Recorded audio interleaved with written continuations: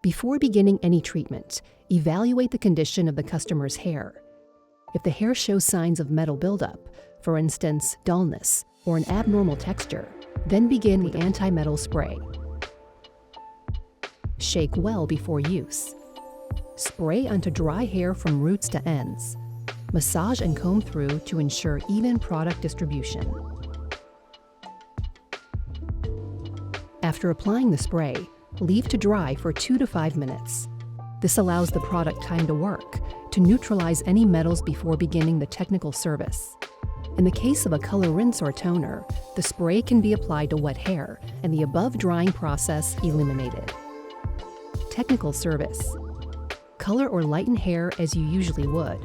The hair, now free from metals, will respond better to treatment, ensuring even and long-lasting results.